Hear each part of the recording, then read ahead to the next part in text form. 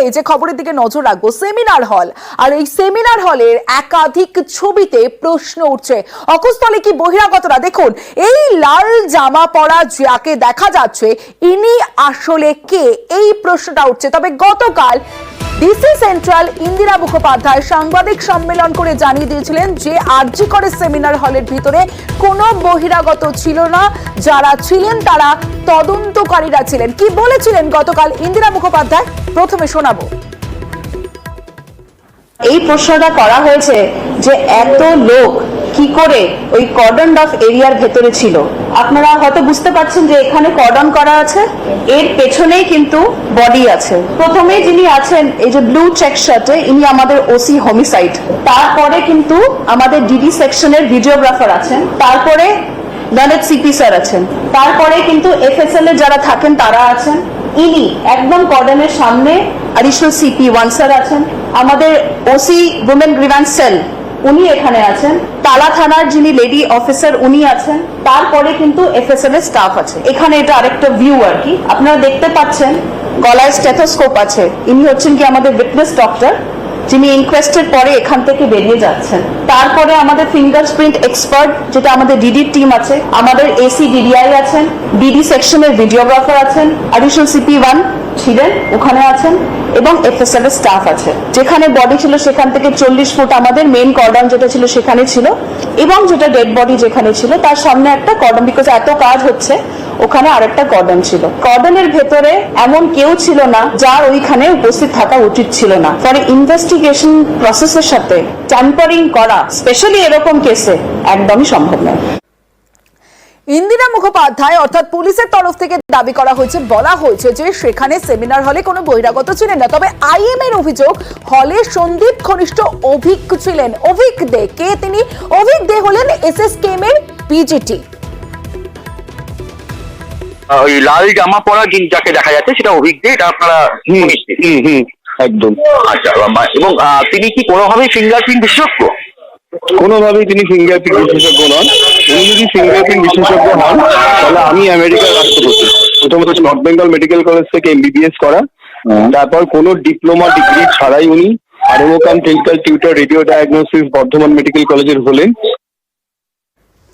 আপনারা শুনলেন আইএম এর অভিযোগ। আইএম এর অভিযোগ করা হচ্ছে, বলা হচ্ছে হলে সন্দীপ ঘনিষ্ঠ অভিক দে ছিলেন। সরাসরি চলে যাব, আমার সঙ্গে আমার প্রতিনিধি অভিজিৎ চন্দ্র রয়েছে। অভিজিৎ, যে বিষয়টা জানতে চাইবো যে এই লাল জামা পরা, বেগুনি জামা পরা আইএম এর যে অভিযোগ যে সেখানে অভিক দে ছিলেন, সেটা প্রমাণ হবে কিভাবে যে সত্যি এরা ছিলেন কি ছিলেন না?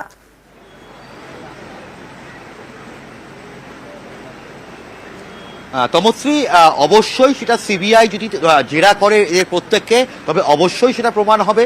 এবং ইন্ডিয়ান মেডিকেল অ্যাসোসিয়েশন বা আইএম এর রাজ্য শাখা তারা যে অভিযোগটা করছে যে এই লাল জামা পরা যিনি, সেই ভদ্রলোক হচ্ছেন ডক্টর অভিক দে, প্রভাবশালী অভিক দে, যিনি সামান্য একজন পোস্ট গ্রাজুয়েট ট্রেনি, অর্থাৎ এসএসকেএম হাসপাতালের পোস্ট গ্রাজুয়েট ট্রেনি সার্জারি বিভাগের। তিনি কিভাবে ফিঙ্গারপ্রিন্ট বিশেষজ্ঞ হন? আইএম এর রাজ্য শাখা তারা পরিষ্কার বিবৃতি দিচ্ছেন যে কোনো মতেই এই অভিক দে তিনি ফিঙ্গারপ্রিন্ট বিশেষজ্ঞ নন। অন্যদিকে কলকাতা পুলিশের পক্ষ থেকে দাবি করা হয়েছিল গতকালই যে এই ব্যক্তি তিনি ফিঙ্গারপ্রিন্ট বিশেষজ্ঞ। এখন যেটা প্রশ্ন উঠছে যে এই অভিক দে যদি সত্যিই হয় তবে তাকে জেরা করলে পরিষ্কার হবে এবং তিনি সে ঘটনাস্থলে ছিলেন কি ছিলেন না। আর যদি থেকে থাকেন তাহলে তার আরজি কর হাসপাতালের সঙ্গে কোনো সম্পর্ক নেই, এটা বলা হচ্ছে। আরজি কর হাসপাতালের সঙ্গে তার কোনো দিনও কোনো রকম সম্পর্ক ছিল না। এই অভিক দে উত্তরবঙ্গ মেডিকেল কলেজ থেকে এমবিবিএস পাস করে তিনি বর্ধমান মেডিকেল কলেজে কিভাবে আরএমও হন, রেসিডেন্ট মেডিকেল অফিসার কি করে হন, এবং একই সঙ্গে তার পোস্ট গ্রাজুয়েট ট্রেনিতে চান্স পাওয়া এসএসকেএম বা পিজি হাসপাতালে, সেখানেও দুর্নীতির কথা বলেছে ইন্ডিয়ান মেডিকেল অ্যাসোসিয়েশনের রাজ্য শাখা।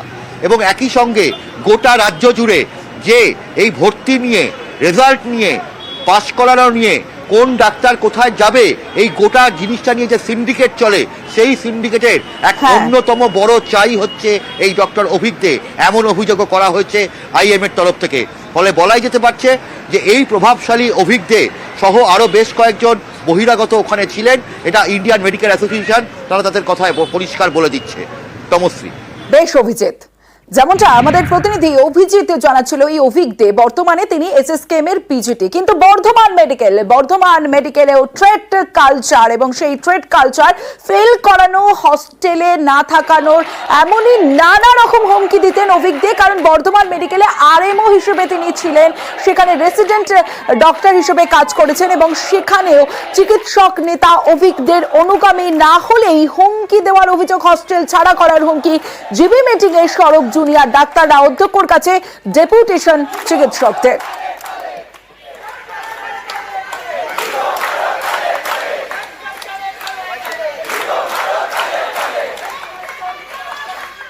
যে হুলিগানিজম হয়েছে, সেই হুলিগানিজমে আমি সেখানে শিকার হয়েছি।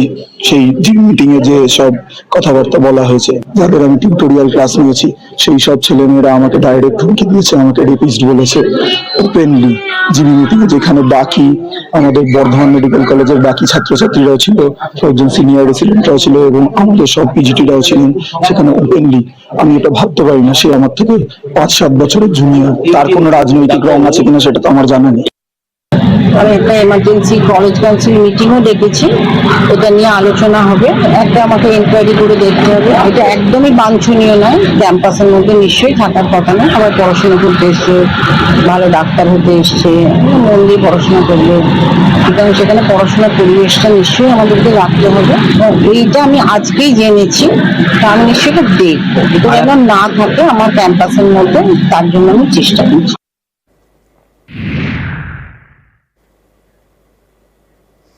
আরজি করের আবহ, আর এই আবহে বিস্ফোরক অডিও, 1 বছর আগের অডিও বার্তা ইতিমধ্যেই ভাইরাল। ইন্টার্নকে হুমকি ফোনের অডিও ভাইরাল। অডিওয়ে মেডিকেল সিন্ডিকেটের উল্লেখ, ইন্টার্নকে রেজিস্ট্রেশন আটকে দেওয়ার হুমকি। অডিওয়ে ডাক্তার বিরূপাক্ষ বিশ্বাসের কণ্ঠস্বর। হ্যাঁ বলুন। শুনতে পাচ্ছিস? শুনতে পাচ্ছি। ডাক্তার কবে হবি? মানে তুই পাস করে করবি, ইন্টার্নশিপ করে তো ইন্টার্নশিপ কমপ্লিট হবে এই মাসে। মে মাসে। তার যদি সার্টিফিকেটটা না পাস তাহলে কি হবে? কেন ধরবি তো 10,000 করে মেডিকেল কাউন্সিলে। কেন নিরপেক্ষতা বলছি যে চন্দ্রমণি ঝাড় নাম শুনেছিস? ওটা আপনি দিয়েছিলাম। 1 বছর পরে কি গেছে? তো আপনি দিয়ে গেল। আমি তো কিছু করিনি দাদা। কেন, কি হয়েছে? কিছু করিস, বিয়েতে করিস।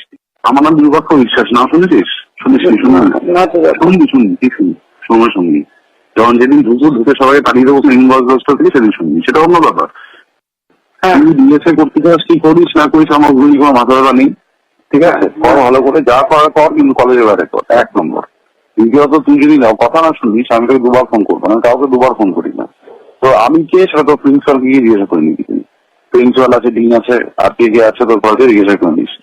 তৃতীয় কথা, ঠিকঠাক কথা না থাকলে তোর রেজিস্ট্রেশন আসতে দেবো। কি হয়েছে সেটা মাথায় রাখিস। ঠিকঠাক না থাকলে তোর রেজিস্ট্রেশনটা আটকে দেবো, এরকম আমার গ্যারান্টি দিস। ঠিক আছে? 1 বছর কোর্টে করবি, চাস এসব আমি যাস না কোনটা। আর আমার নামে যদি কমপ্লেন করতে হয়, নামটা লিখে নে, ডক্টর বিরূপাক্ষ বিশ্বাস।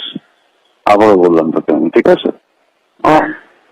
মেইন বয়েজ হস্টেলই তুলে দেবো আমি, 500-600 ছেলেকে নিয়ে গিয়ে। সব এমবিবিএস পড়ে, বাইরে ছেলে ঢোকাবো না। এমনি মরে যাবি। কেন করছিস এগুলো? আমরা কথা বলেছিলাম বিরূপাক্ষ বিশ্বাসের সঙ্গে, তিনি অডিও সত্যতা মানতে নারাজ। এআই এর মাধ্যমে ভুয়ো অডিও বলে দাবি তার। অন্যদিকে যাকে হুমকি দিয়েছিলেন বিরূপাক্ষ বিশ্বাস, তিনি ফোনে হুমকি দিয়েছিলেন এই বিরূপাক্ষ বিশ্বাসী, দাবি করেছেন চিকিৎসক রণবীর সরকার। একটা ফেক অডিও ক্লিপ আজকে সকালে সংবাদ মাধ্যম থেকে আমি জানতে পেরেছি। গলাটি আমার নয়, রাজনৈতিক প্রতিহিংসার জন্য হয়তো এগুলো করা হচ্ছে। আর যতদূর সম্ভব পুরো জিনিসটাই এআই ইঞ্জিনিয়ার্ড। আমাদের দাবি শুরুর দিকে ছিল আর চিরকালই থাকবে অভয়ার বিচার। সেখান থেকে সরানোর জন্য আজকে এই ধরনের কুৎসা রটানো হচ্ছে। যেই অডিও ক্লিপ ভাইরাল হচ্ছে সেটা একদমই আমার না। আমি কারো গণতান্ত্রিক ডোমেনে কখনো হস্তক্ষেপ করিনি, করার কেউ না, আর করবো না। অ্যাকচুয়ালি এই ঘটনাটা ঘটে 1 বছর আগে। অপরদিকে আমাকে ডক্টর বিরূপাক্ষ বিশ্বাস নিজে দাবি করে যে আমি বিরূপাক্ষ বিশ্বাস, এবং ট্রু কলারও দেখাচ্ছিল যে ডক্টর বিরূপাক্ষ বিশ্বাস। আমাকে ওরা বলে যে রেজিস্ট্রেশন আটকে দেবো, কলেজে যদি বেশি বাড়াবাড়ি করো তো রেজিস্ট্রেশন আটকে দেবো। তো সেরকম একটা হুমকি আমাকে দেয়। এটা অ্যাকচুয়ালি আমাদের সবার জন্য ছিল। কিছুদিন আগেই আমি একজন অনশনরত ছাত্র ছিলাম মেডিকেল কলেজে, ইউনিয়নের দাবিতে একটা আমাদের অনশন হয়েছিল, একটা আন্দোলন হয়েছিল। এই ফোনটা আসার কয়েকদিন আগে আমরা কলেজের দালাল চক্রের বিরুদ্ধে প্রিন্সিপাল এবং ডিনের কাছে দাবিগুলো জানিয়েছিলাম। দুই পক্ষের কথা যে ডিনকে প্রিন্সিপালকে বলেও কোনো লাভ নেই, এটা এখন সত্যি প্রমাণিত হয়েছে। ফোনটার পরে আমি একটু ট্রমাটাইজ হয়ে গেছিলাম। আমি বুঝতে পেরেছিলাম যে আমি কলেজের মধ্যেই সুরক্ষিত না। প্রত্যেকটা গোষ্ঠী, তৃণমূলের যতগুলো গোষ্ঠী আছে প্রত্যেকের মধ্যেই এরকম ধরনের গুন্ডা আছে। তার বিরুদ্ধে আইনের আশ্রয় নেওয়ার লোকের অভাব নেই। আমাকে কিছু করতে হবে না। এবার মেদিনীপুর মেডিকেল কলেজের দিকে নজর রাখতে হবে, কারণ ফের উত্তপ্ত অধ্যক্ষ সুপার ডিন অফ স্টুডেন্টস কে ঘেরাও। কেন ঘেরাও করেছেন? কারণ জুনিয়র চিকিৎসকরা তারা ঘেরাও করেছেন।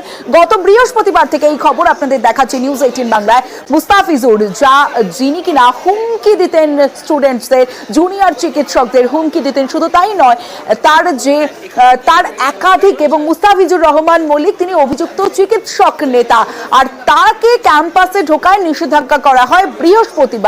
পরে গতকাল আমরা যে খবর দেখেছিলাম এথিক্স কমিটিতেও তার নাম, আর এই নিয়ে প্রশ্ন ওঠে। আর ঠিক তার 24 ঘন্টার মধ্যেই তার ক্যাম্পাসে ঢোকার যে নিষেধাজ্ঞা জারি করেছিল কর্তৃপক্ষ সেটা প্রত্যাহার করে নেয়, আর সেই নিষেধাজ্ঞা প্রত্যাহারের প্রতিবাদে বিক্ষোভ। হ্যাঁ, আপনি কি জানতেন যে এই সাইনটা সন্দীপ গুপ্তা স্যার করেছে আপনার পরে? কারণ এটা তো dean of student affairs Midnapore medical college একটা কলেজ কাউন্সিল মিটিং এর যে প্রেসিডিং তাতে সাইন করছে। সেখানে আগের দিনে 22 ঘন্টাও হয়নি, তার আগে যে কলেজ কাউন্সিলের প্রেসিডিং বেরিয়েছিল সেইখানেও ডিন স্যারের সাইন আছেন। উনি অবগতভাবে মানে সচেতনায় একদম প্রেজেন্টে অন প্রেজেন্ট, ওনার কোনো প্রেশার বা চাপ নেই। উনি নিজে স্বীকার করলেন যে এইখানে যে সাইনটা করা হয়েছে সেটা সম্পর্কে উনি অবগত নন। স্যার আপনি অবগত নন? আচ্ছা, আপনি এই প্রেসিডিংটা আপনার ফরে যে সাইনটা আছে সেটা ইনভ্যালিড নাকি? সেটা আমি ইনভ্যালিড তো আমি ওনার না, তাহলে আপনার ফরে কি যে কেউ সাইন করাতে পারেও না? মুস্তাফিজুর রহমান মল্লিক এবং তার অনুগামীদের বিরুদ্ধে এটা থ্রেড কালচার উপরে ফেলার দাবিতে জুনিয়র ডাক্তাররা প্রতিবাদী মঞ্চ তারা কিছু দাবি জমা করেছিলেন।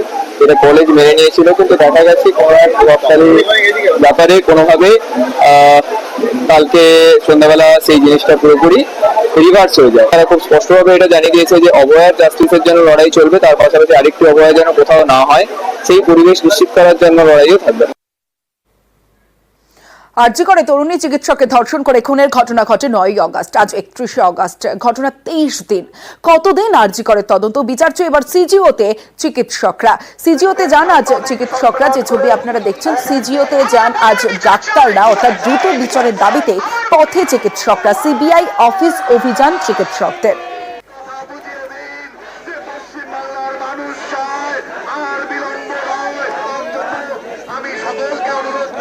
আমরা পশ্চিম বাংলার সমস্ত মা বোনেদের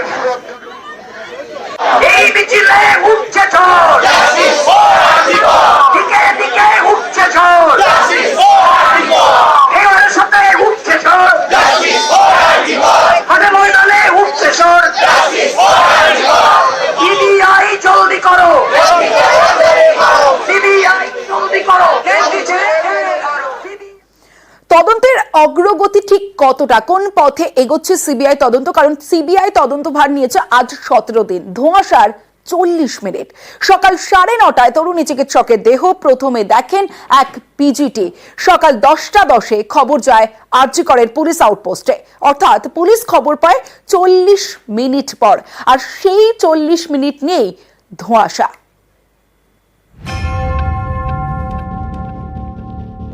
9ই অগস্ট চেস্ট মেডিসিন বিভাগের সেমিনার হল থেকে উদ্ধার হয় তরুণী চিকিৎসকের দেহ।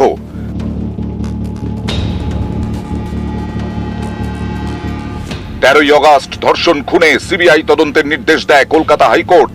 সিবিআইকে এখন ভাবাচ্ছে 9ই অগস্ট সকালের ঘটনা প্রবাহ।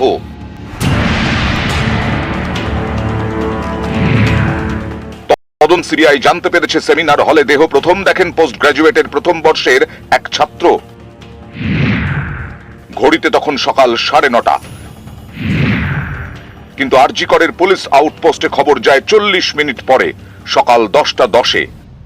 আরজি করে মেডিকেল আউটপোস্ট খবর পায় মোটামুটি 10:10। তারপর ইমিডিয়েটলি আমরা ওখানে চলে যাই। এখানেই সিবিআই এর প্রশ্ন, আরজি করে পুলিশের আউটপোস্টে খবর যেতে 40 মিনিট দেরি হলো কেন? ওই 40 মিনিটের মধ্যে ঠিক কি হয়েছিল? এর উত্তর পেতে মরিয়া কেন্দ্রীয় গোয়েন্দারা।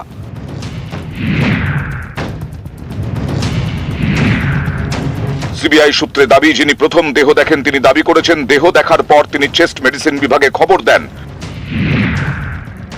পুলিশের কাছেও নাকি একই বয়ান দিয়েছেন পোস্ট গ্রাজুয়েটের প্রথম বর্ষের পড়ুয়া। সিবিআই এর প্রশ্ন, চেস্ট মেডিসিনে জানানো হলে পুলিশের কাছে খবর যেতে কেন 40 মিনিট সময় লেগে গেল? ইচ্ছে করেই কি পুলিশকে দেরি করে খবর দেওয়া হয়েছে? দেরি করে খবর দেওয়ার কি কোনো নির্দেশ ছিল? ওই 40 মিনিটের মধ্যে কি কেউ সেমিনার হলের ক্রাইম সিনে ঢুকেছিলেন? কোথায় ধোঁয়াশা? কি হয়েছে এই 40 মিনিটে? সমস্তটাই খতিয়ে দেখা হচ্ছে সিবিআইয়ের তরফে। আমাদের কাছেও শুরু থেকে এই জায়গাটাই ছিল যে শুরুতে কে দেখলো বা কারা কে দেখলো, কিভাবে কমিউনিকেট হলো। প্রথমে অসুস্থতা বলা হয়, তারপর আত্মহত্যার কথা বলা হয়, তারপর পরিষ্কারভাবে বলা হয়। তাহলে এই যে জায়গাগুলো থাকছে এগুলো অবশ্যই তদন্ত প্রক্রিয়ার মধ্যে আসুক, যে বা যারা দোষী সেই ঘটনাগুলো সামনে এসে সেই অনুযায়ী বিচার করা হবে। ক্যামেরায় বিপুল ঘোষের সঙ্গে অমিত সরকার, নিউজ 18 বাংলা।